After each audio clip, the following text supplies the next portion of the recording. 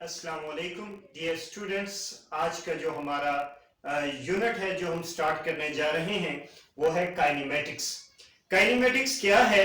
Kinematics is the study of motion without discussing it's causes. कि आप motion की study करते हैं उसकी वजूहात को जाने बगैर, यानी आप इसकी वजह के बारे में नहीं जानते कि ये मोशन क्यों हो रही है, ये हरकत क्यों हो रही है। तो मोशन में हम पढ़ते हैं इस यूनिट में टाइप्स ऑफ मोशन पढ़ लेंगे हम कि मोशन कितनी टाइप्स की होती हैं और किस किस किस्म की होती हैं। तो उसके अलावा स्केलर वेक्टर्स वगैरह हम इस चैप्टर में पढ़ेंगे। तो काइनेमेटिक्स में हम मोशन को तो पढ़ते हैं लेकिन उसकी जो कॉजेस हैं उसको हम बिल्कुल नहीं पढ़ते। अगला जो चैप्टर है इसके बाद जो तीसरा चैप्टर है 9th क्लास का, उसमें हम इसकी कॉजेस भी पढ़ेंगे। उस चैप्टर का नाम डायनेमिक्स है।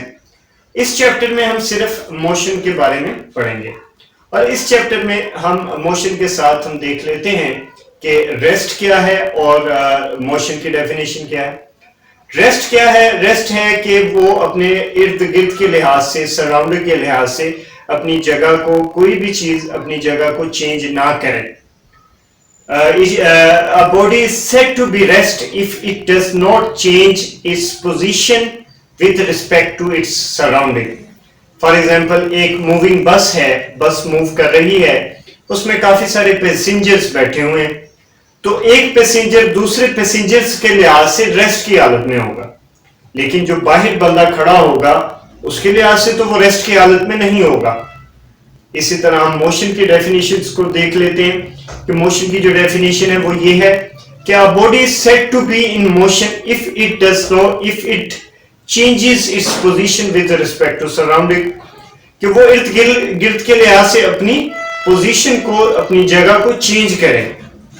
फॉर एग्जांपल वही मूविंग बस की हम एग्जांपल देखते हैं कि उस बस में जो सवारियां हैं वो एक दूसरे के लिहाज से तो रेस्ट की हालत में, लेकिन सराउंडिंग अगर हम देखें कि बस के बाहर जो बंदा, एक शख्स खड़ा है, वो उसको ऑब्जर्व कर रहा है, जिसे हम ऑब्जर्वर भी कह सकते हैं, कि वो ऑब्जर्व कर रहा है कि बस मूव कर रही है और उसके अंदर जो पैसेंजर्स हैं वो भी मूव कर रहे हैं बस के साथ। तो वो कहेगा बस और उसमें मौजूद जितनी भी सवारियां हैं, जितने भी पैसेंजर्स हैं, वो मोशन की हालत में, लेकिन जो पैसेंजर्स हैं वो एक दूसरे के लिहाज से रेस्ट की हालत में। तो ये रेस्ट एंड मोशन की एक शॉर्ट एग्जांपल थी जिससे आपको आई होप कि समझ आई होगी कि रेस्ट किसे कहते हैं और मोशन किसे कहते हैं। और इसके साथ साथ हम जो अगला जो मेरा लेक्चर होगा उसमें मैं आपको टाइप्स ऑफ मोशन के बारे में पढ़ाऊंगा कि जो टाइप्स ऑफ मोशन है वो क्या है, उसके बाद स्केलर और वेक्टर और रिप्रेजेंटेशन ऑफ वेक्टर। तो इन सब के बारे में हम आइंदा आने वाले लेक्चर्स में हम इंशाल्लाह पढ़ेंगे। तो तब तक मुझे इजाजत दीजिए। अल्लाह हाफिज।